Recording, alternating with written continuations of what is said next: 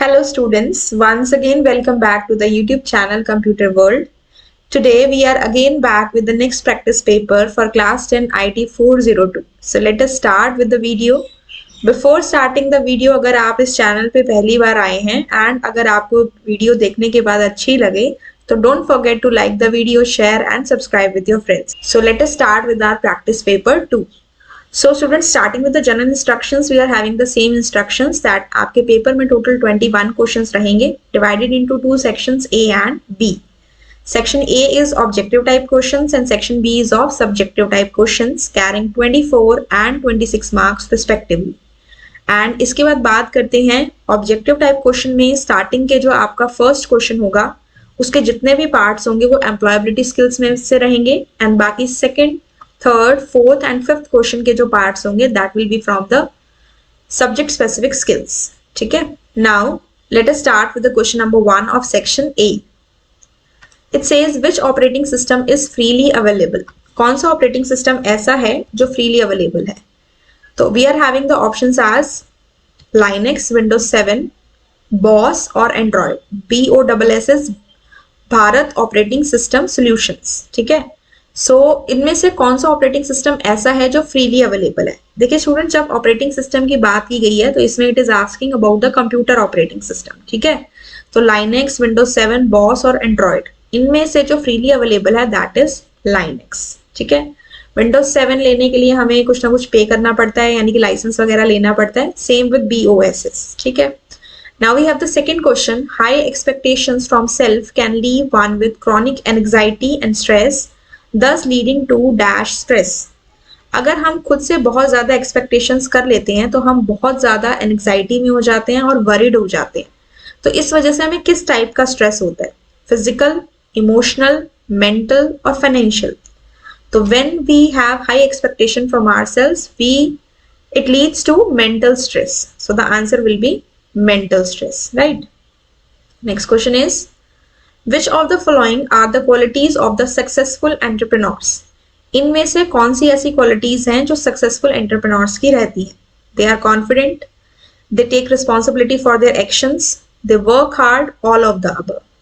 तो successful entrepreneurs की qualities ये सभी हैं students. वो confident भी होते हैं, hard work भी करते हैं, अपने एक्शंस के लिए रिस्पॉन्सिबिलिटी भी लेते हैं. So these all are the qualities. So the answer will be all of the above, right?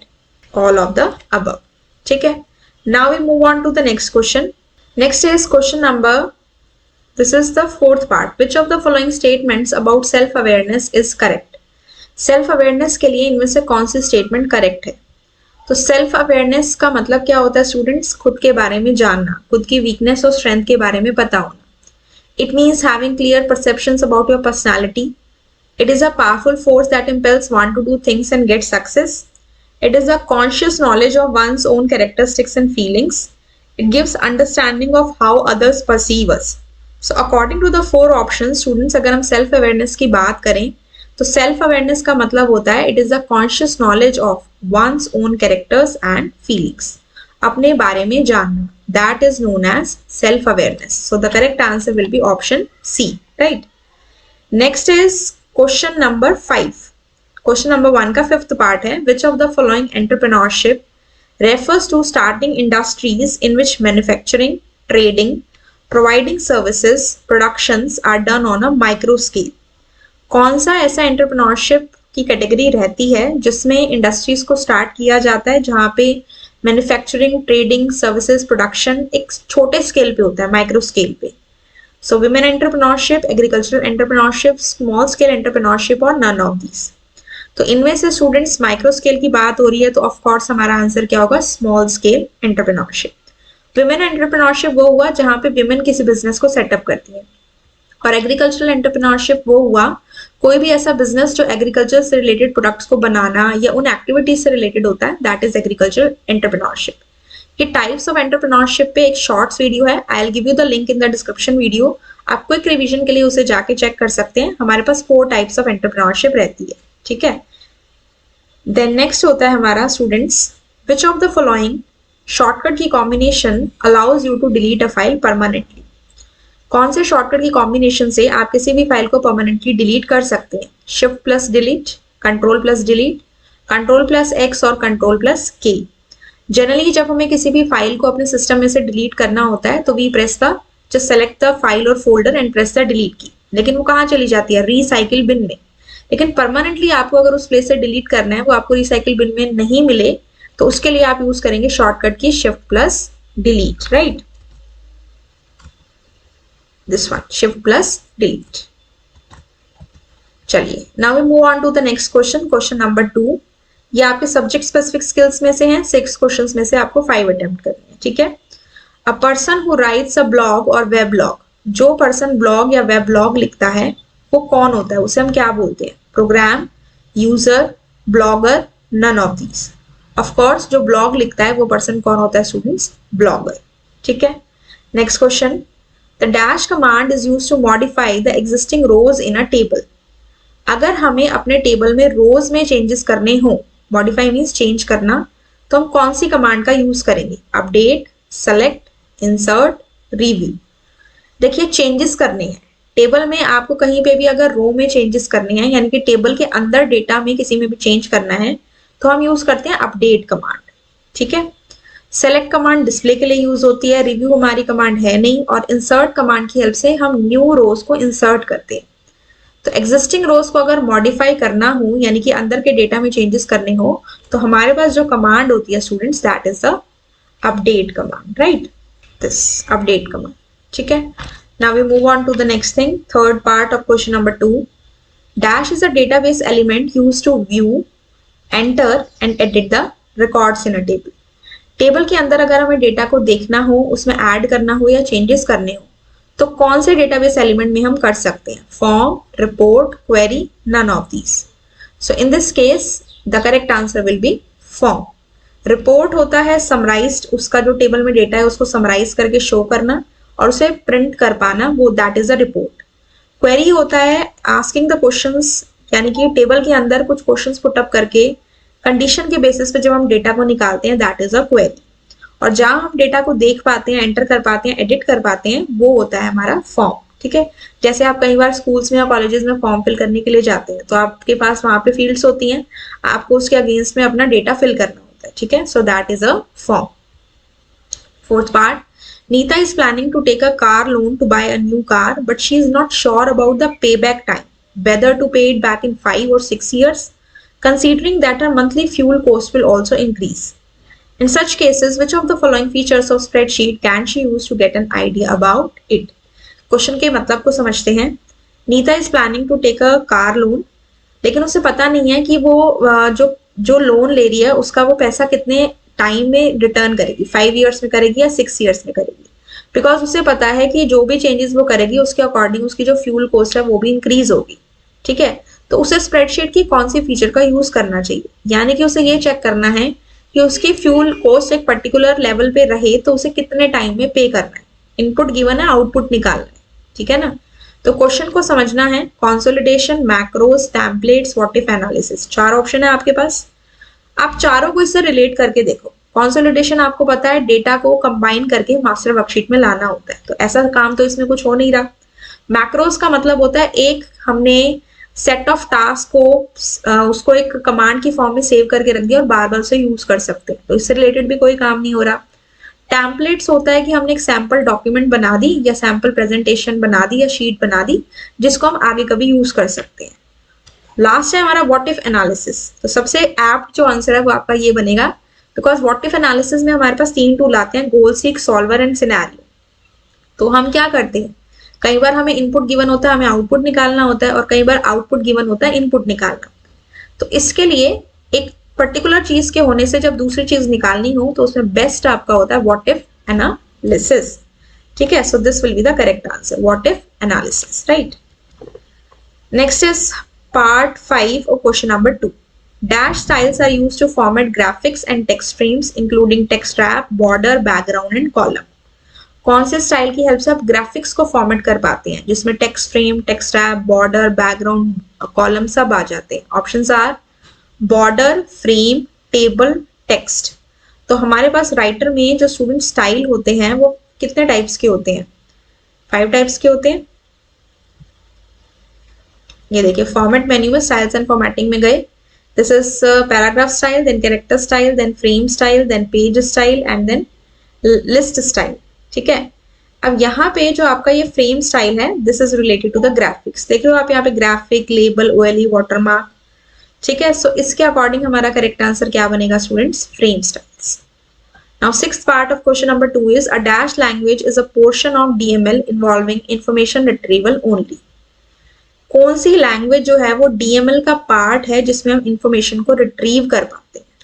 DCL, query, TCL, none of these. DCL is data control language, query is like when किसी भी condition के basis पे हम table में से data को retrieve करते हैं, that is query, and TCL is transaction control language, and D is none of these. तो इंफॉर्मेशन को जब भी रिट्रीव करना है, डीएमएल के अंदर कौन कौन सी कमांड होती है? Select, insert, delete, update. ठीक है, अकॉर्डिंगली आप इसके ऊपर जो भी कमांड लगाते हैं वो ऑपरेशन परफॉर्म हो जाता है. तो डीएमएल का ही पार्ट क्या हो गया? क्वेरी लैंग्वेज होगी. ठीक है, क्वेरी लैंग्वेज आपकी कोई भी हो सकती है, जैसे हम एसक्यूएल का यूज करते हैं, स्ट्रक्चर्ड क्वेरी लैंग्वेज. तो इसकी हेल्प से हम इंफॉर्मेशन को रिट्रीव कर पाते हैं. ठीक है, now next is question number 3. Again 6 questions from subject specific skills and हमें करने हैं 5. This is a type of hyperlink available in the hyperlink dialog box which creates a new worksheet. हमें बताना है इनमें से कौन सा hyperlink dialog box में hyperlink अवेलेबल है जिसकी हेल्प से हम न्यू वर्कशीट को क्रिएट कर पाते हैं. New document, new file, new worksheet, new data. तो ये हमारा टॉपिक है ओपन ऑफिस राइटर के अंदर ही. Insert, hyperlink. देखिए यहाँ पे new internet male and news document, new document. तो इसकी हेल्प से हम नई डॉक्यूमेंट को क्रिएट कर सकते हैं. वो किसी भी टाइप की हो सकती है, text document, spreadsheet, presentation, drawing, कुछ भी हो सकती है. ठीक है, so the option here is new document. So the answer will B new document. ठीक है, second part. Dash is a list usually found on a page before the start of a written work, or its chapter or section titles or brief descriptions with their commencing page numbers. क्या एक ऐसी list होती है जो आपको कोई भी written work जैसे चैप्टर वगैरह के स्टार्ट होने से पहले मिलती है, जिसमें उनके साथ साथ उनके पेज नंबर भी मेंशन्ड होते हैं? Preface, acknowledgement, table of contents, page title. Of course आप देखते हैं जो भी बुक्स होती हैं, चैप्टर के स्टार्ट होने से पहले, बिल्कुल फर्स्ट चैप्टर के स्टार्ट होने से पहले आपको वहां पे इंडेक्स दिखती है, और इंडेक्स को हम क्या बोलते हैं? Table of contents. तो the answer will be table of contents. ठीक है, third is to add a new image to the gallery. You can click on the dash button. अगर आपको गैलरी में न्यू इमेज को ऐड करना है तो आप कौन से बटन पे क्लिक करेंगे? New image, add image, new theme, add theme. वापस से राइटर में आते हैं. Let us close this one. अब सपोज ये आपकी जो यहाँ पे गैलरी है, इसमें अगर मुझे मेरे पास डिफरेंट थीम्स है. अगर मुझे इसमें डिफरेंट मान लीजिए कोई और पिक्चर लेनी है तो I click on new theme button. ठीक है, यहां से आप ये करेंगे and click on okay. Understood? तो इससे आपकी न्यू इमेजेस आ जाती हैं. So the correct answer here will be new theme. ठीक है, आपको यहाँ पे बटन दिखा, न्यू थीम का बटन है. ठीक है, fourth part is to delete a template. Dash on a template in the templates window and select delete. अगर हमें किसी टेम्पलेट को डिलीट करना है तो हम टेम्पलेट्स विंडो में जाके उस टेम्पलेट पे कौन सा क्लिक करेंगे और डिलीट बटन पे क्लिक करेंगे, डिलीट ऑप्शन पे. Right click, left click, double click, none of these. So let us see it here. Open office writer के अंदर if I go to file and I go from here to templates and यहाँ से हम जाते हैं organise पे. तो माई templates के अंदर मैंने यहाँ 3 टेम्पलेट्स बनाए हैं. सपोज ये ABC टेम्पलेट है, मान लीजिए मुझे इसे डिलीट करना है.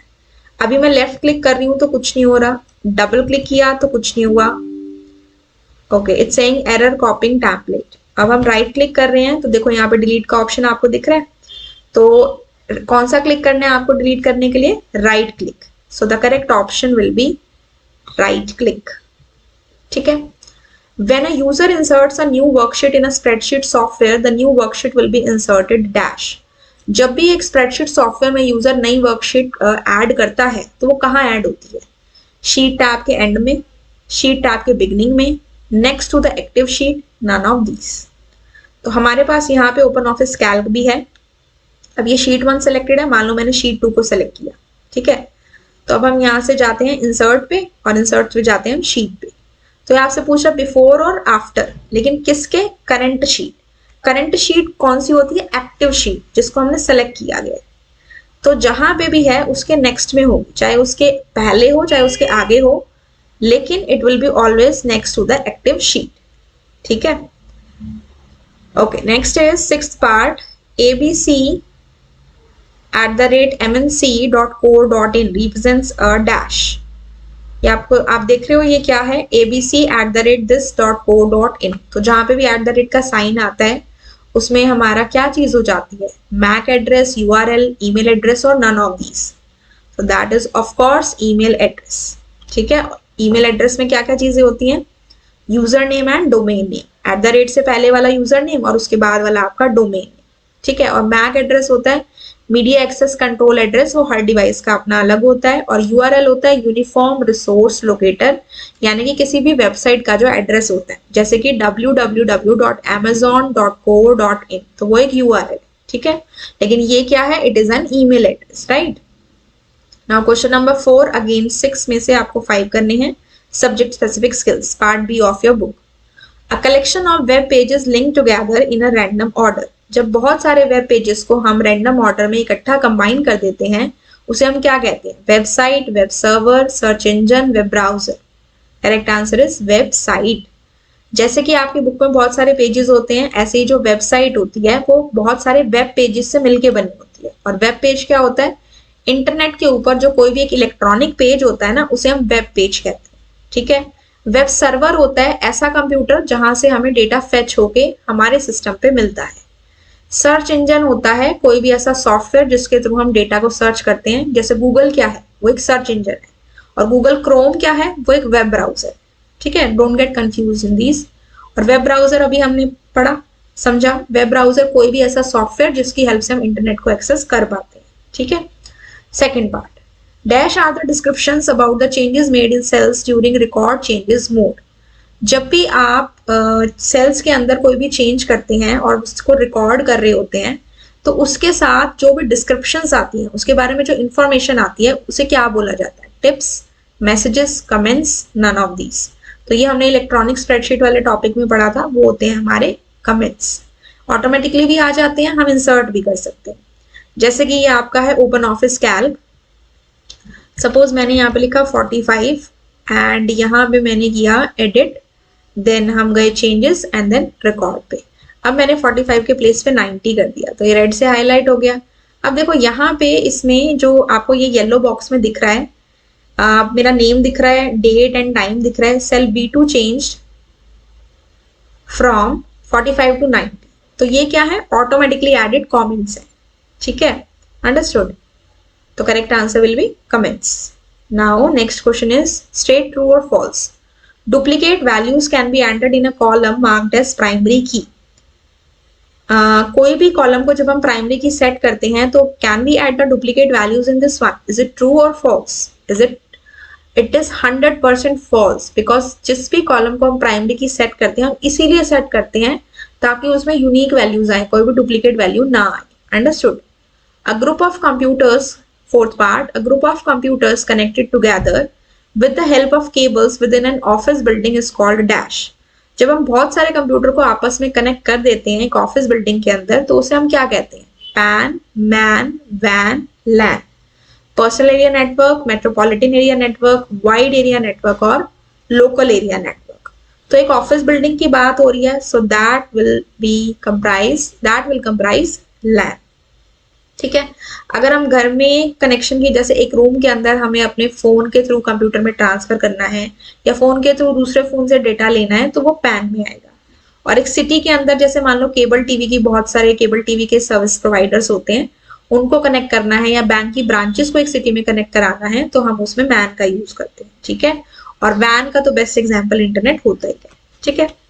The next is which of the following is not a style type in writer.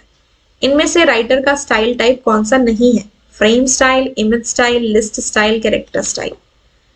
तो इसमें स्टूडेंट्स राइटर के अंदर अभी हमने स्टाइल पढ़े थे, पैराग्राफ, पेज, कैरेक्टर, फ्रेम, ठीक है, ये सब पढ़े थे। तो कौन सा नहीं था इसमें से, यहाँ पे आते हैं वापस से।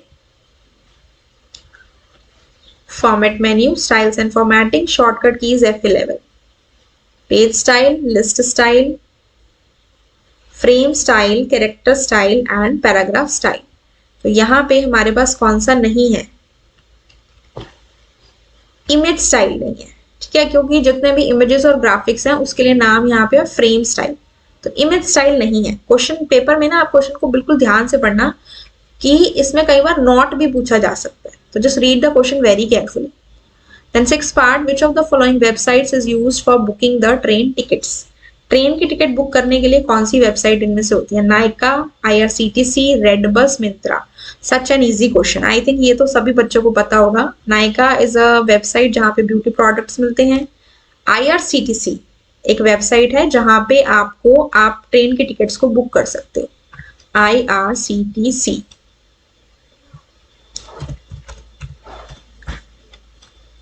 IRCTC, ठीक है, आपको यहाँ पे इसकी वो भी दिख रही होगी फुल फॉर्म। देखिए, Indian Railway Catering and Tourism Corporation. So this is a website where you can book the tickets of the train. ठीक है, तो this is my correct answer. RedBus एक ऐसी वेबसाइट है जिसके थ्रू आप बस की बुकिंग कर सकते हो, और मिंत्रा एक ऑनलाइन शॉपिंग वेबसाइट है जहाँ पे आप डिफरेंट चीजें खरीद सकते हैं, स्पेसिफिकली क्लोथ्स। ठीक है, देन नेक्स्ट है आपके पास question number 5, answer any 5 out of the given 6 questions. Again ये सब्जेक्ट स्पेसिफिक स्किल्स पे बेस्ड है। Half of the paper students आपका MCQ है। अगर आपने कंसेप्ट्स को बहुत अच्छे से पढ़ा है ना, तो आपके लिए MCQs आप बहुत इजीली इसमें मार्क्स गेन कर सकते हो। Very easy to gain marks. 24 marks हैं, अगर कंसेप्ट्स अच्छे से पढ़े हैं 24 मार्क्स आपके कहीं नहीं गए। And question answers are also easy. Concept अगर आपने अच्छे से पढ़ा तो आप सारे क्वेश्चन का आंसर इजिली दे पाएंगे। ठीक है, फिफ्थ का फर्स्ट पार्ट है, which of the following is an application based instant messaging software. इनमें से कौन सा application based instant messaging software. Students, instant messaging software वो होते हैं जहां पे हम immediately text, audio, video, then GIF and all हम चैट वगैरह कर सकते हैं और ये ट्रांसफर कर सकते हैं दूसरे पर्सन, जैसे कि हमारा व्हाट्सएप वो एक इंस्टेंट मैसेजिंग सॉफ्टवेयर है। आपने पढ़ा है 2 तरीके के होते हैं, एक होता है एप्लीकेशन बेस्ड और एक होता है वेब बेस्ड। एप्लीकेशन बेस्ड मतलब जो ऐप की फॉर्म में अवेलेबल है, फोन में चला सकते हैं। दूसरा जो सिर्फ वेबसाइट की फॉर्म में अवेलेबल है। तो इनमें से आपके पास ऑप्शन है Google talk, eBuddy, मीबो, MSN web messenger. तो एप्लीकेशन बेस्ड मतलब जिसकी ऐप है हमारे पास। तो इसका जो करेक्ट ऑप्शन है ना स्टूडेंट्स, वो गूगल टॉक है। ऑल द गूगल टॉक जो है वो अब बंद हो चुका है। इसके प्लेस पे आपका गूगल हैंगआउट्स आ चुका है। आपने अगर अपनी 402 की बुक्स भी देखी हो तो जो पुराने जो हमारा सिलेबस था पहले वाला, उसके अंदर गूगल टॉक था सिलेबस में, लेकिन उसके बाद रिप्लेस हो गया हैंगआउट्स हो गया। ठीक है, लेकिन फिर भी कई बार क्वेश्चन ऐसे पूछ लेता है, सो the answer here will be Google talk. बाकी ये जो 3 है, eBuddy, मीबो और MSN वेब मैसेंजर, देखो इसमें तो नाम से ही पता लग रहा है कि वेबसाइट वाला है ये। eBuddy और मीबो भी वेब एनेबल्ड IM सॉफ्टवेयर हैं। इनकी वेबसाइट पे जाके आप इनको यूज कर सकते हैं, लेकिन गूगल टॉक जो था उसकी ऐप भी थी। ठीक है, then next is which data type should be chosen for a zip code field in a table. Table के अंदर अगर मान लीजिए एक फील्ड है, कॉलम है जिप कोड के नाम से, तो उसके लिए आप डेटा टाइप कौन सा लोगे, binary, number, memo, all of this. तो ऑफ कोर्स जिप कोड मतलब पिन कोड। ठीक है, जैसे आपके एरिया का जो भी पिन कोड है उसके अकॉर्डिंग आपको बताना है। तो पिन कोड में क्या होता है, 6 डिजिट्स का होता है पिन कोड, 110043, 110061, इस तरह से। तो ऑफ कोर्स वो किस में जाएगा, हमारा नंबर में जाएगा, क्योंकि बाइनरी में तो सिर्फ 0 और 1 गया। ठीक है, मेमो के अंदर आपका ज्यादा लेंथ में टेक्सचुअल डेटा जाता है, तो इसके लिए नंबर जो डेटा टाइप है दैट विल बी सुटेबल। ठीक है, next is the candidate key which is not used as a primary key is called dash key. एक टेबल के अंदर ऐसी कैंडिडेट की जो प्राइमरी की नहीं है उसे हम क्या कहते हैं, प्राइमरी की, फॉरेन की, ऑल्टरनेट की, सुपर की, उसे स्टूडेंट्स हम कहते हैं ऑल्टरनेट की। मान लीजिए मेरे पास एक टेबल है स्टूडेंट, उसके अंदर मेरे पास स्टूडेंट का आधार नंबर है, उसका रोल नंबर है, उसका नेम है, उसका क्लास है, उसके सेक्शन है और उसकी ID है। ठीक है, अब मैंने यहाँ से रोल नंबर को प्राइमरी की बना दिया, क्योंकि हर क्लास में जो स्टूडेंट है उन सबका जो रोल नंबर होगा वो अलग अलग होगा, सबका आधार कार्ड नंबर भी अलग होगा और सबकी ID भी अलग होगी। ठीक है, मान लीजिए स्टूडेंट को स्कूल में पर्टिकुलर आईडीज दी गई। अब मैंने रोल नंबर को प्राइमरी की बना दिया तो मेरे पास दो ऐसे कॉलम बन गए जिनमें अभी भी यूनिक वैल्यूज हैं। कौन कौन से? आईडी और आधार नंबर। अगर मैं आधार नंबर को कैंडिडेट की मानूं, कैंडिडेट की क्या होती है? कोई भी ऐसा कॉलम हमारे टेबल का जो प्राइमरी की तरह काम करता है, यानी कि इसमें यूनिक वैल्यूज भी होंगी और नल वैल्यूज नहीं होंगी। तो दोनों में से कोई भी कैंडिडेट की हो सकती है। मान लीजिए मैंने इसको कैंडिडेट की सेट कर दिया, आधार नंबर को, ठीक है। तो उसके अलावा फिर भी मेरे पास एक ऐसा कॉलम बचा जिसके अंदर अगेन यूनिक वैल्यूज है और नॉट नल वैल्यूज है, तो उसे हम क्या कहेंगे? ऑल्टरनेट की। ठीक है, समझ गए? ये होता है ऑल्टरनेट की का कॉन्सेप्ट, राइट। चलिए नेक्स्ट पे आते हैं। A table in a relational database is called as dash. एक टेबल को रिलेशनल डेटाबेस में क्या बोला जाता है? Tuple, record, result, result. Okay, इसका हमारा आएगा यहाँ पे ऑप्शन आएगा रिलेशन। ठीक है, तो यहाँ पे एक टेबल को रिलेशनल डेटाबेस में हम बोलते हैं रिलेशन। ठीक है, so this will be the correct answer. Tuple होता है टेबल की रो, रिकॉर्ड भी होती है टेबल की रो, रिजल्ट तो इससे रिलेटेड टर्म है नहीं, और रिलेशन जो है वो टेबल को ही बोला जाता है डेटाबेस मैनेजमेंट सिस्टम में। ठीक है, now fifth part. A dash can be a quick way to take a list of people's mailing addresses and generate labels or envelopes with the address for a different person on each label or envelope. कौन सा ऐसा quick way है जिससे हम लोगों के mailing address को लेके उनसे लेबल्स या एनवलप बना सकते हैं, हर पर्सन के लिए अलग अलग बना सकते हैं? Data source, database, mail merge, email. Very easy, the answer will be mail मर्ज।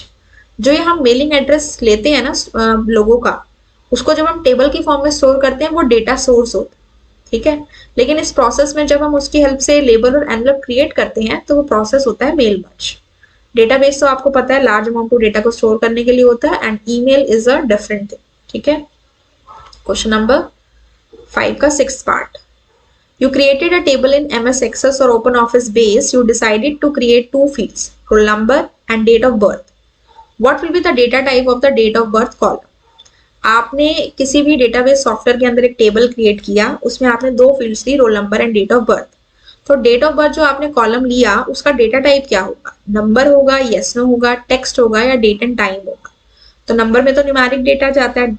अब कुछ बच्चे ये सोचते हैं कि जो हमारी डेट ऑफ बर्थ है उसमें भी तो नंबर्स है नंबर स्टूडेंट्स, लेकिन उसका एक फॉर्मेट होता है, ईयर होता है, फिर मंथ होता है, फिर डेट होता है, तो उसको हम नंबर में नहीं लेते, क्योंकि कई बार हम क्वेश्चन को पढ़ते हैं और हमें ऐसा लगता है कि नंबर होता है तो हम नंबर पे टिक कर देते हैं। But be aware of these things कि डेट ऑफ बर्थ आपसे पूछी जा रही है तो उसमें आपका data type date and time होगा। अगर यहाँ पे सिंपली डेट लिखा होता ना तो वो भी आपका करेक्ट आंसर होता। यस नो में आंसर आपका सिर्फ यस नो में होगा तो वो डेट ऑफ बर्थ के लिए नहीं हो सकता। टेक्स्ट में सिर्फ टेक्सचुअल डेटा होगा, वो भी नहीं हो सकता। तो इसके लिए प्रेफरेबल आंसर हमारा होगा डेट स्लैश टाइम। ठीक है, इसमें वैसे जो डेट ऑफ बर्थ के लिए डेट के अंदर जो डेटा टाइप्स होते हैं वो आपका डेट होता है अलग से, टाइम होता है अलग से, फिर डेट टाइम होता है। ठीक है, अकॉर्डिंगली। चलिए, ये 24 मार्क्स का पेपर आपका, इसमें से आपने अटेम्प्ट करना है। नाउ हम मूव करते हैं सेक्शन बी पे, सब्जेक्टिव टाइप क्वेश्चंस। पहले जो 5 क्वेश्चंस हैं उसमें से आपको 3 करने हैं। These 5 questions are based on the employability skills and they carry 6 marks, 20 to 30 words में आपको इन्हें आंसर करना है। Question number 6 is what are the advantages of working independently. अकेले काम करने के क्या फायदे होते हैं? आप ये ऐसे क्वेश्चंस हैं स्टूडेंट जिनका आंसर आप खुद भी बना के लिख सकते हो। एक बार आपको टॉपिक को गो थ्रू करने की जरूरत है, आप खुद इसे अपने ऊपर इंप्लीमेंट करिए and you will get to know what are the advantages. तो स्टूडेंट्स, जब हम अकेले कोई काम करते हैं तो हम बहुत ज्यादा सीखते हैं, साथ में हमारा सेल्फ कॉन्फिडेंस भी बढ़ता है और हम अपनी अथॉरिटी या अपने बॉस खुद होते हैं। We become the boss, we are not answerable to anyone. हम जो करना चाहें, जिस टाइम पे करना चाहें, हम कर सकते हैं। ठीक है, हम जब काम खुद करते हैं तो उसमें इंटरप्शंस कम होती हैं और हम काम पे ज्यादा फोकस कर पाते हैं। गॉसिपिंग, मीटिंग, चैटिंग से हमारा ध्यान हट जाता है and we focus on our work.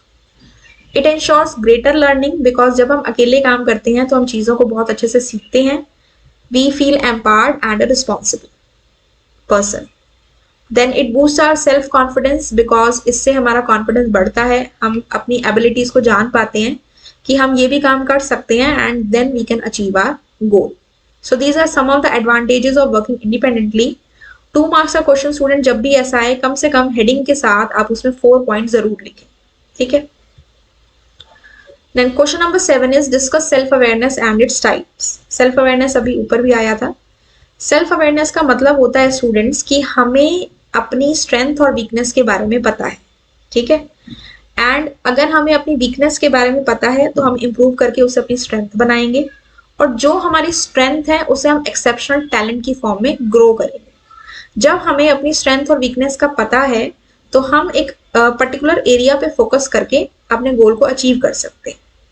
हमें डिस्कस करने थे इसके टाइप्स. तो 2 तरह की आपके पास सेल्फ अवेयरनेस होती है, internal and external. Internal self awareness का मतलब होता है हमें अपनी पर्सनैलिटी, अपनी वैल्यूज, अपनी स्ट्रेंथ, अपनी वीकनेस, इन सब के बारे में पता है. हमें पता है कि इन सब का इम्पैक्ट हमारे ऊपर कैसा है and we know how do we feel about ourselves due to these things. ठीक है. एंड एक्सटर्नल मतलब जो बाहरी होती है, आउटसाइड. इंटरनल मतलब जो हमें अंदर से पता है, एक्सटर्नल मतलब बाहर से जिस तरह से लोग हमें देखते हैं, लोगों का जो ओपिनियन है हमारे बारे में. It means how others see us, दूसरे लोग हमें कैसे देखते हैं. ठीक है. It help us in understanding how other people view us. जो लोग हमें जानते हैं, the people who know what other thinks about them are more skilled at taking others perspective and showing empathy. जो लोग हमें जानते हैं, हम जिन लोगों को जानते हैं, हमें पता है उस पर्सन का नेचर कैसा है और हम उसके अकॉर्डिंग उनसे फिर बात करते हैं. That is showing the empathy. So that is external self awareness, how other people perceive us, दूसरे लोगों का हमारे लिए क्या ओपिनियन है. ठीक है. Next is differentiate between single user and multi user operating system. Single user और मल्टी यूजर ऑपरेटिंग सिस्टम में डिफरेंस बताना है. तो सिंगल यूजर नाम से ही पता लग रहा है जो एक टाइम पे एक यूजर को सपोर्ट करे. जब एक टाइम पे एक यूजर काम कर पाता है तो वो सिंगल यूजर ऑपरेटिंग सिस्टम हुआ, जैसे कि MS DOS और Windows 95. इसमें एक टाइम पे है सिर्फ एक पर्सन ही काम कर सकता था. Multi user operating system has been designed for more than one user to access the computer at the same time. Multi user मतलब कि बहुत सारे यूजर्स. यूजर मतलब जो सिस्टम के ऊपर काम कर रहे हैं. अगर बहुत सारे लोग एक ही टाइम पे सिस्टम को एक्सेस कर पा रहे हैं, that is known as multi user operating system. जैसे आपने पढ़ा ना क्लाइंट सर्वर आर्किटेक्चर. तो एक सर्वर कंप्यूटर है और एक क्लाइंट कंप्यूटर है. मान लीजिए ये सर्वर कंप्यूटर है, बहुत सारे इसके क्लाइंट्स हैं. तो सारे क्लाइंट्स अगर इसे एक ही टाइम पे रिक्वेस्ट भेज रहे हैं, it means they are trying to access the data from the server. तो इसके अंदर जो ऑपरेटिंग सिस्टम हुआ that is multi user operating system. ठीक है. जैसे कि यूनिक्स और हमारे जो लाइनक्स ऑपरेटिंग सिस्टम है, ये हमारे मल्टी यूजर ऑपरेटिंग सिस्टम है. ठीक है. Next is question number 9. Entrepreneurs are born not made. इस सेंटेंस को आपने डिस्कस करना है. स्टूडेंट्स, जब ये कहा जाता है कि एंटरप्रेन्योर्स जो हैं they are born and they are not made, तो ये एक मिथ है, ये एक अफवाह है, एक रूमर है, एक झूठ है. बिकॉज ऐसा नहीं है कि जो लोगों के अंदर एंटरप्रेन्योर क्वालिटीज होती हैं वो इनबिल्ट होती है, और जिनके अंदर नेचुरल टैलेंट है बिजनेस का सिर्फ वही बिजनेसमैन बन सकते हैं. It is just not like that. It is a myth. कोई भी पर्सन एंटरप्रेन्योर बन सकता है अगर उसके पास अच्छा एक्सपीरियंस हो, राइट स्किल्स हो, ड्राइव हो, अंदर से एक पुश हो काम करने का और पैशन हो. कोई डिजाइन सेल्फ सेट रूल्स नहीं है कि अगर कोई पर्सन बिजनेस फैमिली में बॉर्न है तो वही बिजनेसमैन बनेगा. It is not like that. ये डिपेंड करता है कि आप इंटरनली कैसे हैं, आपकी स्किल्स कैसी हैं, आपका पैशन कैसा है. इसे सीखा भी जा सकता है. It is not a natural born ability. ठीक है. तो will say that this sentence is just a myth. Entrepreneurship can be learned. It comes from the experience, drive, passion and right skills. ठीक है. Next is question number 10. Differentiate between agricultural entrepreneurship and small scale entrepreneurship. तो students, agricultural entrepreneurship का मतलब है इस type का business जो mainly किस चीज से रिलेटेड होता है, marketing and production of the inputs and the products used in the agricultural activities. Agricultural activities से रिलेटेड जो प्रोडक्ट्स बनाए जाते हैं, उनकी मार्केटिंग होती है, उनकी प्रोडक्शन होती है, ये सारा जो बिजनेस होता है ये किसके अंडर आता है? एग्रीकल्चरल एंटरप्रेन्योरशिप के अंडर आता है. जैसे एग्रीकल्चर से रिलेटेड टूल्स बनाए जाते हैं, उससे रिलेटेड जो एप्स बनाई जाती हैं, तो इस टाइप का जो बिजनेस होता है that comes under agricultural entrepreneurship. And next is small scale entrepreneurship. Small scale मतलब कि जो छोटे लेवल पे बिजनेसेस सेटअप होते हैं, जहां पे किसी भी प्रोडक्ट को मैन्युफैक्चर किया जाता है, उसकी ट्रेडिंग होती है, that is buying and selling होता है, सर्विसेज प्रोवाइड की जाती हैं लेकिन एक स्मॉल लेवल पे, so that is known as small scale entrepreneurship. ठीक है, next is question number 11। These are the questions based on the subject specific skills। 6 में से आपको 4 को करना है, 20 to 30 words। First is what is the role of function option? 11th question actually। The role of function option in the consolidate dialog box। consolidate dialog box में function option का क्या मतलब होता है? तो स्टूडेंट्स, फंक्शन ऑप्शन का मतलब क्या होता है? जब भी हम स्प्रेडशीट के अंदर डेटा को कंसोलिडेट करते हैं, मतलब कि 2 या 2 से ज्यादा वर्कशीट में से डेटा को कंबाइन करके मास्टर वर्कशीट में डालते हैं, तो उसके लिए उस डेटा के ऊपर हमें कोई फंक्शन अप्लाई करना पड़ता है कि हमें उस डेटा के साथ काम क्या करवाना है, सम कराना है, प्रोडक्ट कराना है, मैक्स कराना है, क्या कराना है। तो उसके लिए फंक्शन एक ड्रॉप डाउन लिस्ट होती है फंक्शन नाम के ऑप्शन के नीचे, जिसमें से हम उस टाइप ऑफ फंक्शन को चूज करते हैं। The function option allows to select the function like sum, product, max, min, जो कि हम अपने डेस्टिनेशन सेल्स पे अप्लाई करना चाहते हैं। जब भी हम कंसोलिडेशन का काम करते हैं, ऑपरेशन करते हैं, तो सबसे पहला काम होता है फंक्शन को चूज करना। ठीक है, तो देखिए यहाँ पे हमारे पास क्या है, सपोज ये 90 है, 89 है, एंड शीट 2 में कुछ डेटा है 60 एंड 78। ठीक है, अब मैं जाती हूँ डेटा मेन्यू पे एंड यहाँ से देखिए कंसोलिडेट ऑप्शन हाईलाइट हो गया। तो this is my function option. ये ड्रॉप डाउन लिस्ट है, सम, काउंट, एवरेज, मैक्स, मिन, प्रोडक्ट, ये सारे हमारे पास फंक्शंस हैं। तो ये हेल्प करता है हमें ये चूज करने में कि हमें कौन सा ऑपरेशन परफॉर्म कराना है कंसोलिडेशन करते हुए। ठीक है, okay, the next one is explain peer to peer network. Peer to peer network का मतलब होता है स्टूडेंट्स, देखिए पीयर का मतलब होता है इक्वल। क्लास में जो स्टूडेंट्स होते हैं वो उनको आपस में हम क्या कहते हैं, दे आर द पीयर्स। ठीक है, तो पीयर टू पीयर नेटवर्क मतलब जहां पे सारे कंप्यूटर्स जो नेटवर्क के अंदर कनेक्टेड हैं उनका स्टेटस इक्वल है। ठीक है, वो डेटा को सेंड भी कर सकते हैं, वो रिसीव भी कर सकते हैं, उस रिक्वेस्ट को सेंड भी कर सकते हैं और रिक्वेस्ट को फुलफिल भी कर सकते हैं। आपस में सारे कनेक्टेड हैं एक दूसरे से, they can work as a sender also, they can work as a receiver also. So this is peer to peer network. जैसे कि ये सिस्टम है, ये सिस्टम है, ये सिस्टम है, ये सिस्टम, आपस में सारे इक्वल है। जैसे क्लास में सभी बच्चे इक्वल हैं, कोई किसी भी स्टूडेंट से नोटबुक ले सकता है, उसको दे सकता है, पेन ले सकता है, दे सकता है। तो that is peer to peer network in system as well. ठीक है, next is define docking toolbars. Docking toolbars क्या होते हैं? New question. डॉकिंग टूलबार्स का मतलब होता है स्टूडेंट्स, जब आप open office writer, spreadsheet, Calc या फिर दूसरे सॉफ्टवेयर को ओपन करते हो तो आपको साइड में इस तरह से ये दिख रहा है, ये आइकन्स दिख रहे हैं, properties, styles and formatting, gallery and navigator. ये जो आपको साइड में आइकन्स दिख रहे हैं, इसके अंदर इसको क्लिक करने पे आपके पास डिफरेंट डिफरेंट ऑप्शंस आते हैं। तो इस टूल बार को हम कहते हैं docking tool bar. Getting my point? यहाँ पे देखिए ये इसके अंदर इनके नाम भी दे रखे हैं। ठीक है, आप इसकी कस्टमाइजेशन भी कर सकते हैं, अगर आपको कोई इसमें न्यू ऐड करना है तो आप वो भी ऐड कर सकते हो। तो बेसिकली डॉकिंग टूल बार क्या है? On the extreme right side of the window, writer provides with the 4 icons: properties, styles and formatting, gallery, navigator।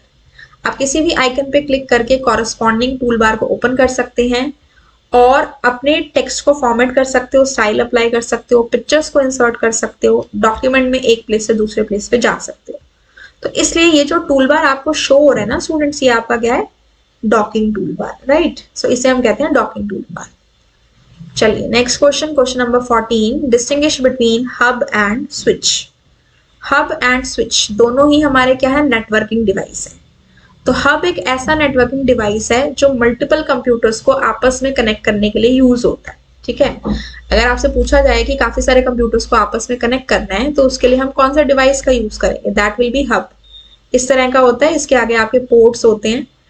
Different different hubs में डिफरेंट डिफरेंट पोर्ट्स आने लग गए हैं आज के टाइम में। जो हब्स आ रहे हैं, एक्चुअली आज के टाइम में हम हब्स के प्लेस पे स्विचेस को यूज कर रहे हैं, तो इसके अंदर नंबर ऑफ पोर्ट्स इंक्रीज हो गए।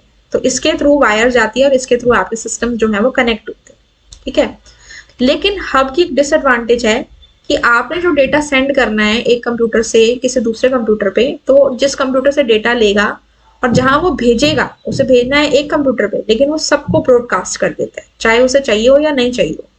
लेकिन जो हमारा स्विच होता है वो भी एक नेटवर्किंग डिवाइस है, इसे हम इंटेलिजेंट हब कहते हैं, क्योंकि ये भी यही काम करता है, सारे कंप्यूटर्स को आपस में कनेक्ट तो करता है, लेकिन डेटा सिर्फ उसी नोड को दिया जाता है जिसके लिए भेजा गया है। इसलिए हब को डम डिवाइस बोला जाता है और स्विच को इंटेलिजेंट हब बोला जाता है, या इंटेलिजेंट डिवाइस भी हम कह सकते हैं।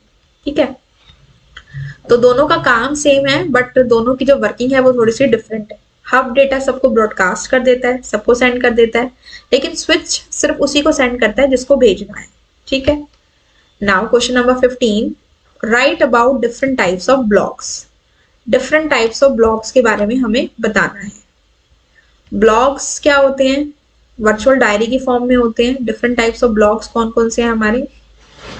डिफरेंट टाइप्स ऑफ ब्लॉक्स हैं हमारे स्टूडेंट। सबसे पहले आता है हमारा पर्सनल ब्लॉक।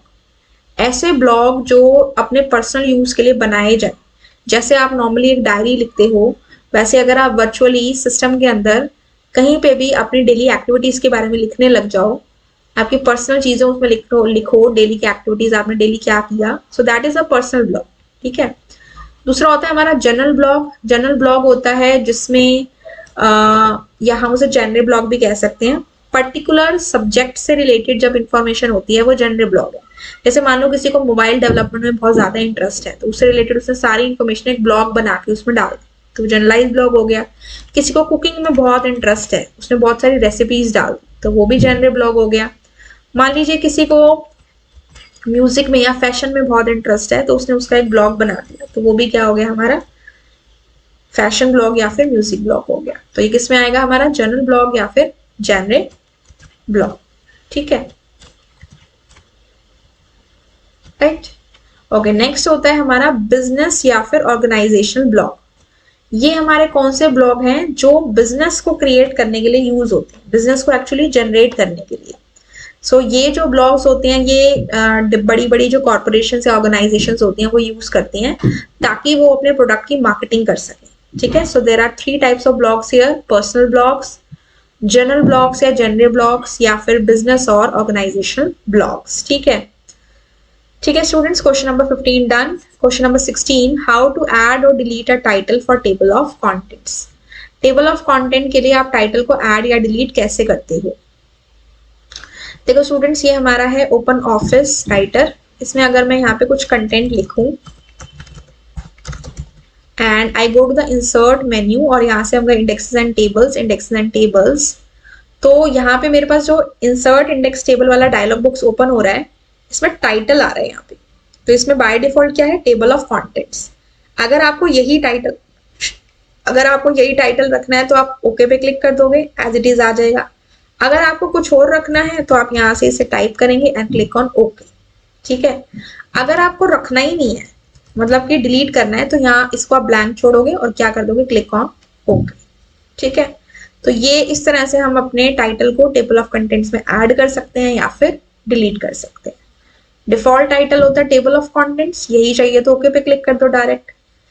अगर ये नहीं चाहिए तो टाइप कर दो जो आपको चाहिए, फिर ओके पे क्लिक कर दो।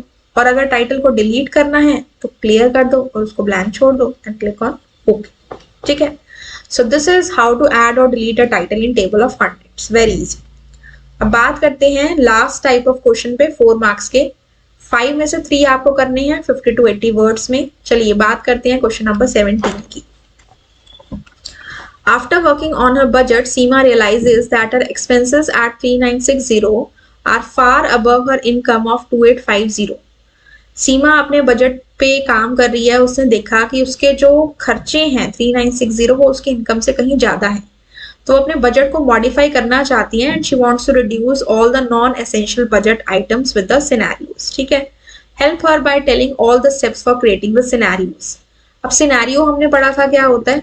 डिफरेंट केसेस हम बना देते हैं कि अगर मैं इतना लाइक हमने क्वेश्चन किया था प्रिंसिपल, रेट और टाइम का, पर्टिकुलर प्रिंसिपल लेंगे, रेट और टाइम फिक्स रखेंगे तो क्या इंटरेस्ट बनेगा, इस प्रिंसिपल में ये वाला रेट ऑफ इंटरेस्ट चेंज करेंगे तो उससे क्या फर्क पड़ेगा। ठीक है, तो यहाँ पे वो अपने क्या कर रही है, नॉन एसेंशियल बजट आइटम्स को वहां से रिमूव करेगी, ठीक है। तो अपने खर्चे कम करेगी। इतना कम करने पे मेरा जो एक्सपेंस है वो कितना बनेगा। फिर वो दोबारा एक केस लेगी कि अगर मैं इससे और 100 रुपीज कम कर देती हूँ तो मेरा एक्सपेंस कितना बनेगा, ठीक है। तो हमें स्टेप्स बताने हैं कि सिनेरियो एक्चुअली क्रिएट कैसा होता है, कैसे होता है, ठीक है। सबसे पहले हम क्या करते हैं, select the cells that contain the values. उन सेल्स को सिलेक्ट करते हैं जिसमें वैल्यूज होती हैं। टूल्स में जाते हैं, सिनेरियो पे जाते हैं। फिर हम अपनी इनपुट वैल्यू को चेंज करते हैं ताकि हमें आउटपुट पता लग सके। सिनेरियो को हम नाम देते हैं। We change the input value multiple times and every time we save it with a particular name. Every time we save it with a particular name. For example जैसे कि मेरे पास यहाँ पे ओपन ऑफिस कैल्क है, तो मान लीजिए अगर मैं यहाँ पे बात करूं 100, सपोज ये मेरा आइटम 1 का खर्चा है 100, 2 का है मेरा 200, 3 का है मेरा 300, ठीक है ना। सो ये मेरे टोटल मान लीजिए एसेंशियल आइटम्स के खर्चे हैं। इसमें से अकॉर्डिंगली मेरा जो टोटल होके आ रहा है that is my equals to this plus this plus this.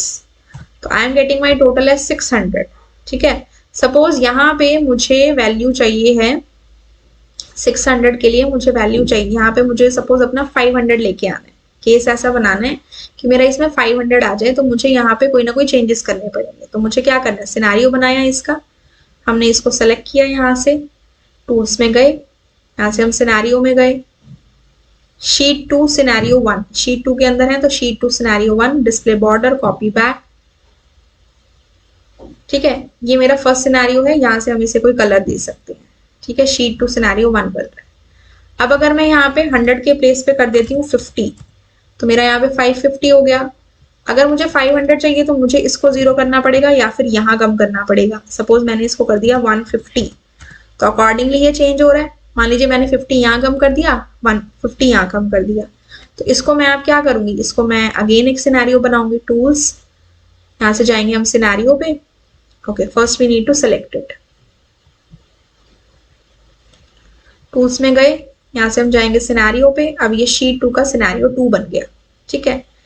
Display border में जाते हैं, यहाँ से हम क्या करेंगे, ये, ठीक है। तो ये हमारा सिनेरियो 2 बन गया, राइट। ये फर्स्ट सिनेरियो था, ये सेकंड सिनेरियो था। हमने कॉपी बैक का ऑप्शन सेलेक्ट किया हुआ है, इसलिए जो पुरानी वैल्यूज, जो न्यू वैल्यूज है, उसे कॉपी कर रहे हैं, ठीक है। मान लीजिए यहाँ पे मैं एक और सिनेरियो बना देती हूँ। सपोज मैंने यहाँ पे कम कर दिया, इसको कर दिया 200, तो वैल्यू चेंज हो गई, 400 हो गई। हम टूल्स, यहाँ से हम इसको पहले सेलेक्ट करेंगे और यहाँ से हम अपने टूल्स में जाएंगे, सिनेरियो पे जाएंगे और यहाँ से ये हो गया, कॉपी बैक को अनटिक किया, ओके कर दिया, ठीक है। तो अब देखो 1 में आपके पास ये वैल्यूज हैं, 2 में आपके पास ये वैल्यूज हैं, ठीक है, और 3 में आपके पास क्या है, ये वैल्यूज हैं, ठीक है। So these are the things. So इस तरह से हम अपने सिनेरियो को क्रिएट कर सकते हैं, right. Now the next one is question number 18. जागृति has inserted an image in a document. जागृति ने अपने डॉक्यूमेंट में एक इमेज को इंसर्ट किया। She wants to cut some portion and resize the image. इसमें से कुछ पोर्शन को वो कट करना चाहती है एंड फिर उसे रीसाइज करना चाहती है, either increase or decrease the size. So help her to better understand about cropping and resizing an image. हमें उसे क्रॉपिंग और रिसाइजिंग के बारे में बताना है, ठीक है स्टूडेंट्स। तो देखो यहाँ पे क्या है, 18th क्वेश्चन। तो हम क्या कह सकते हैं कि क्रॉपिंग का मतलब होता है जब हम अपनी इमेज का सिर्फ एक पार्ट चाहते हैं तो हम उसे ट्रिम कर सकते हैं, और किसी भी इमेज या पिक्चर को ट्रिम करने को हम कहते हैं क्रॉपिंग। अगर हमें किसी भी पिक्चर को क्रॉप करना है तो हम उस पर राइट क्लिक करेंगे, then we will choose the option picture. Picture option को चूज करने के बाद हम वहां से क्रॉप टैब में, क्रॉप पेज में जाएंगे, ठीक है। एंड उसके अंदर आपके पास 2 ऑप्शन होंगे, keep scale and keep image size. आइए इसको प्रैक्टिकली देखते हैं। So this is my picture, हमने इस पे राइट क्लिक किया और यहाँ से हम गए पिक्चर ऑप्शन पे। ये आपको क्रॉप टैब दिख रहा है, ठीक है। यहाँ पे आपके पास 2 ऑप्शन है, keep scale and keep image size. तो अगर हम कीप स्केल रहते हैं तो पिक्चर का स्केल सेम रहता है। मान लीजिए मैंने इसको लेफ्ट से थोड़ा बढ़ा देते हैं इसको यहाँ से, तो देखिए जो पोर्शन हमारा लाइन के अंदर है वो हमें दिखेगा और जो बाहर है वो कट हो जाएगा। टॉप से हमने इसको ऐसे कर लिया, ठीक है। तो जो पार्ट मेरा लाइन से बाहर है दैट विल बी क्रॉप्ड। हमने इसको यहाँ से ओके कर दिया और बाय डिफॉल्ट हमारा जो क्रॉप का ऑप्शन सेलेक्टेड होता है स्टूडेंट्स, वो कीप स्केल होता है। तो अब देखो यहाँ पे इमेज के साइज में थोड़ा सा फर्क आया, लेकिन उसका स्केल सेम है, यानी कि बाय लेंथ और बाय विड्थ वो सेम है, ठीक है। अब मैं इसे यहाँ से कंट्रोल Z करती हूँ और यहाँ से हम दोबारा राइट क्लिक करके पिक्चर ऑप्शन पे जाएंगे और यहाँ से इस टाइम पे क्रॉप ऑप्शन, क्रॉप टैब के अंदर हम लेंगे कीप इमेज साइज, ठीक है। अब हम यहाँ से लेफ्ट में कुछ चेंजेस करते हैं, यहाँ से हम टॉप में कुछ चेंजेस करते हैं, ठीक है। और यहाँ से हम इसे क्या कर देते हैं, ओके। तो अब देखिए इस तरह से ये हमारा जो इमेज है इस तरह से रहेगा। इमेज का साइज वही रहेगा, लेकिन जो पार्ट आपका लाइन से बाहर है वो आपका क्या हो जाएगा, वो आपका क्रॉप हो जाएगा, ट्रिम हो जाएगा। तो ये कह रहा है कि जब आप कीप स्केल को यूज करते हैं, जब आप कीप स्केल ऑप्शन को यूज करते हैं तो cropping does not change the scale of the picture and when keep image size is selected तो इट प्रोड्यूसेस एनलार्जमेंट, श्रिंकिंग और distortion of the image so that उसका साइज कांस्टेंट रहे। Size constant रहता है, लेकिन क्रॉप होने की वजह से पिक्चर जो है वो थोड़ी सी बड़ी दिख सकती है या फिर श्रिंक हो सकती है। अगर हम नेगेटिव में वैल्यूज देते हैं तो वो श्रिंक भी हो सकती है, या फिर पिक्चर के जो पिक्सल्स हैं वो आपको क्लियर दिखाई नहीं देंगे, यानी कि पिक्चर क्लियर नहीं रहती, इट मीन्स वो डिस्टॉर्ट हो जाती है, ठीक है। So that is the thing related to keep scale and keep image size, right. Next is question number 19. Consider the following table student. Now we are having some fields here: admission number, name, grade, marks, house and gender. We have to write the SQL commands for the following given statements to display the details of all students of greenhouse. तो students हमने ये पढ़ा था कि जब भी हमें display कराना हो तो हम कौन सी कमांड का यूज करते हैं, सेलेक्ट कमांड। अब मुझे यहाँ ग्रीन हाउस के स्टूडेंट्स की कमांड को डिस्प्ले कराना है, तो सेलेक्ट क्या डिस्प्ले कराना है, सारी डिटेल्स देनी है। तो सारी देने के लिए हम क्या यूज करेंगे, star from student, table name is student.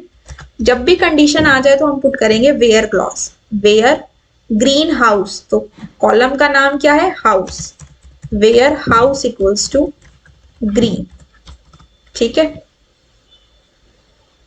Next is to increase the marks by 5 whose admission number is 1003. अब हमें क्या करना है, we want to increase the marks by 5 whose admission number is 1003. So यहाँ पे हमें students क्या करना है, चेंजेस करने हैं, इंक्रीज करना है। तो डेटा के अंदर चेंजेस करने हैं, तो माई command will be update command. Update table name is student, क्या करना है, मार्क्स को 5 इंक्रीज करना है। तो यहाँ हम करेंगे सेट, जिस भी कॉलम में आपको चेंजेस करने हैं उसके कॉलम के नेम से पहले set command, marks, column name is marks equals to marks plus 5 and condition is also given that admission number is 1003. Condition के लिए where clause admission number equals to 1003 और लास्ट में पुट करेंगे हम semi colon. It is very important that you put the semi colon, ठीक है। यहाँ पे भी आपको सेमी कॉलन पुट करना है। डिस्प्ले कराने के लिए सेलेक्ट कमांड, टेबल के अंदर डेटा में चेंजेस कराने के लिए अपडेट कमांड, और कोई भी टेक्सचुअल डेटा हो इक्वल टू के बाद तो आप उसे कोट्स में देंगे, न्यूमेरिकल डेटा हो तो कोट्स नहीं लगानी। आप कोट सिंगल भी दे सकते हो, डबल भी दे सकते हो, बट हर क्वेरी लिखने के बाद सेमी कॉलन का साइन इज मस्ट। और कंडीशन के लिए हम किस क्लॉज को यूज करते हैं स्टूडेंट्स, वेयर क्लॉज, ठीक है। Now third question is display the details of those students whose marks are less than 80. जिन स्टूडेंट्स के मार्क्स 80 से कम है हमें उनके डेटा को डिस्प्ले कराना है। तो डिस्प्ले कराना है तो सेलेक्ट, सारा डेटा डिस्प्ले कराना है तो star, what is the name of my table, student, the name of my table is student, it is not case sensitive, आप कैपिटल या स्मॉल कैसे भी लिखो इट विल वर्क। क्या है, whose marks are less than 80, condition आ गई। तो where कौन से कॉलम पे कंडीशन है, मार्क्स पे, मार्क्स। अब आपको लेस देन लिखना नहीं है, सिंबल बनाना है, लेस देन 80, लास्ट में सेमी कॉलन, ठीक है students. Okay, fourth part is display the list of all the students in the descending order of marks. Display कराना है अगेन तो सेलेक्ट, क्या कराना है, list of all the students, यानी कि star table name is student, तो from student. In descending order of marks, सारी डिटेल्स डिस्प्ले करानी है लेकिन मार्क्स के डिसेंडिंग ऑर्डर में। जब भी हमें कोई भी कॉलम असेंडिंग या डिसेंडिंग ऑर्डर में चाहिए हो, सॉर्टेड ऑर्डर में चाहिए हो, तो हम यूज करते हैं clause which is order by. Order by कौन सा कॉलम है, मार्क्स। और यहाँ हमें डिसेंडिंग ऑर्डर चाहिए तो इसलिए हम DESC लिखेंगे। लेकिन अगर ये हमें असेंडिंग ऑर्डर में चाहिए होता तो हम इसमें या तो ASC लिखते या फिर मार्क्स तक ही उसे खत्म कर देते, क्योंकि बाय डिफॉल्ट जो हमारी सॉर्टिंग होती है किसी भी कॉलम की, वो हमारी किस में होती है, असेंडिंग ऑर्डर में। ठीक है, तो हमने लिखा select star from student, order by marks, DESC। ठीक है स्टूडेंट्स, तो ये हमारे आंसर्स हैं हमारे 4 पार्ट्स के। ठीक है, ये आपका एक क्वेरी का क्वेश्चन आएगा, बहुत इजी होता है। कई बार आपसे इसमें रिकॉर्ड और फील्ड भी पूछ लेता है कि इसमें कितने रिकॉर्ड्स हैं। तो रिकॉर्ड्स का मतलब रोज, तो इसमें हमारे 4 रिकॉर्ड्स हैं। देखो यहाँ पे ये 4 रिकॉर्ड्स हैं हमारे पास। ठीक है, और यानी कि 4 रिकॉर्ड्स हैं और फील्ड्स पूछे तो 1 2 3 4 5 6। और लास्ट प्रैक्टिस पेपर में हमने एक और टर्म पढ़ी थी, डिग्री और कार्डिनलिटी। डिग्री का मतलब टोटल नंबर ऑफ कॉलम्स और कार्डिनलिटी का मतलब total number of rose. Practice paper 1 का लिंक मैं आपको डिस्क्रिप्शन बॉक्स में दे दूंगी, अगर आपने वो नहीं देखा है तो आप एक बार जाके चेकआउट कर लेना, it will help you in the revision part. ठीक है, next is question number 20। Question number 20 is your friend owns a shop and maintains the record manually, but now he needs to keep the records digitally, but he does not have any knowledge about it. Explain some basic objects like query, form, report और macros. ये 4 terms आपको अपने friend को बतानी है कि ये क्या होती है। ठीक है, तो देखो स्टूडेंट्स, क्वेरी क्या होती है, अभी हमने पढ़ा था। डेटाबेस के ऊपर जब भी हम कोई क्वेश्चन पुटअप करते हैं और उस क्राइटेरिया के अकॉर्डिंग उसमें से डेटा को रिट्रीव करते हैं तो वो हमारी क्वेरी होती है। ठीक है, इसकी हेल्प से हम डेटा को देख सकते हैं, क्राइटेरिया को मैच करके उस डेटा को रिट्रीव कर सकते हैं, दैट इज अ क्वेरी। फिर आता है फॉर्म। फॉर्म एक यूजर इंटरफेस होता है जिसकी हेल्प से आप डेटा को देख सकते हैं, उसमें डेटा को ऐड कर सकते हैं, डिलीट कर सकते हैं या उसमें चेंजेस कर सकते हैं, दैट इज अ फॉर्म। ठीक है, फिर आता है रिपोर्ट। रिपोर्ट होता है summarised form of data from the tables. जो भी टेबल्स में डेटा है उसको समराइज्ड फॉर्म में अगर हार्ड कॉपी की फॉर्म में दिखाया जाए या सॉफ्ट कॉपी की फॉर्म में दिखाया जाए उसे हम रिपोर्ट कहते हैं। जैसे आपने देखा होगा आपकी जो फाइनल रिपोर्ट कार्ड निकलती है पूरे सेशन के एंड में, कई बार वो A4 साइज शीट में निकालते हैं, तो उसमें आपके PA1 PA2 टर्म 1 टर्म 2 सबके कंसोलिडेटेड मार्क्स होते हैं according to the percentage which is specified by the school. तो वो क्या है, it is a type of report. लेकिन जो ये रिपोर्ट, फॉर्म और क्वेरी बनती है उसका बेस क्या है, दैट इज अ टेबल। इसलिए कहा जाता है कि table is the basic building block of a database. ठीक है, और मैक्रो, मैक्रो तो आपने पढ़ा ही है, सेव्ड सीक्वेंस ऑफ कमांड्स और की स्ट्रोक्स जिसको हम बाद में यूज करने के लिए सेव करके रखते हैं। ये हमारे टाइम को सेव करता है बिकॉज एक बार हमने मैक्रो को क्रिएट कर दिया तो हमें वो काम बार बार नहीं करना, सिर्फ उस मैक्रो को रन करना। ठीक है, now the next question is question number 21, last question of the paper. Your friend Sameer is using Wi-Fi broadband connection at home, but he is not aware of the Wi-Fi terminology. One day he received an email regarding expiry of the password. Instructions were also given to renew the password within 24 hours by clicking on the particular URL provided. Being a friend of Sameer, help him in finding the answers of the following question. आपका एक friend है समीर, उसके घर पे wifi का connection है लेकिन उसको उसके बारे में इतना पता नहीं है, तो उसके पास एक मेल आया कि आपका पासवर्ड जो है वो एक्सपायर हो चुका है और उसे मेल में एक लिंक दिया गया कि इस पे क्लिक करके आप अपना नया पासवर्ड सेट कर सकते हो। आपने डेली लाइफ में भी इस चीज को मतलब सुना होगा इसके बारे में या आपने इसको जाना होगा या आपके साथ हो सकता है आप में से किसी के साथ ये चीज हुई भी हो, तो आपको इससे रिलेटेड बताना है कि which type of cyber crime is it. जब भी आपके पास इस तरह का कोई मेल आता है जिसमें आपको बोला जाता है कि इस लिंक पे क्लिक करके आप अपनी डेबिट कार्ड की डिटेल्स दोबारा डालो कि आपका कार्ड एक्सपायर हो गया है या आपका पासवर्ड एक्सपायर हो गया है, तो कभी भी आपको ऐसे अननोन लिंक पे क्लिक नहीं करना चाहिए। तो ये जो साइबर क्राइम है स्टूडेंट, इसे बोला जाता है फिशिंग। जब आपके पास ऐसे लिंक्स भेजे जाएं जिससे कि क्लिक करने पे आपका डेटा जो है दैट कैन बी स्टोलन, ये एक साइबर क्राइम है जिसे हम कहते हैं फिशिंग, ठीक है, this fishing. And URL stands for uniform resource locator. अच्छा, एक चीज हो रहा है स्टूडेंट्स, जब भी आपके पास मान लीजिए सपोज कोई ऐसा लिंक आता है तो आपने उसको डायरेक्ट क्लिक नहीं करना, उसको कॉपी करके अपने वेब ब्राउजर के एड्रेस बार में आपने पेस्ट करना है, एंटर करना है, तब उसको चेक करना है, क्योंकि डायरेक्ट क्लिक करने से आपका जो डेटा है दैट कैन बी हैक्ड, ठीक है। URL stands for uniform resource locator, जो किसी भी वेबसाइट का एड्रेस होता है। अनसोलिसिटेड कमर्शियल ईमेल, जब बहुत सारे ईमेल्स आपके पास आने लग जाते हैं, मतलब बल्क ऑफ मेल्स अगर आपके पास कहीं से आने लग जाए, उसे हम क्या कहते हैं, that is known as spam, ठीक है। And what is the full form of WiFi? WiFi stands for wireless fidelity, wireless fidelity, ठीक है स्टूडेंट्स। तो this was all about the practice paper 2। हमने सारे क्वेश्चंस आज इसमें डिस्कस किए, एमसीक्यूज भी डिस्कस किए। आई होप आपको ये अब क्लियर हो चुके हैं। स्टूडेंट्स, आपको फिर भी इनमें से किसी क्वेश्चन में कोई डाउट है तो you can ask me in the comment section, and I hope that the practice papers being uploaded are helping you in your revision. If you need different types of questions for any particular chapter that have also been provided in the playlist of class 10, तो आप वहां पे जाके checkout कर सकते हैं। फिर भी आपका कोई पर्टिकुलर टॉपिक है जो आपको और अच्छे से समझना हो तो you can just tell me in the comment section. I'll try to make a video on that so that the concepts get more clear. And I wish you all the very best for your 2022-23 board exam, students. All the best from my side. I'll meet you in my next video. Till then, have a good day and thank you.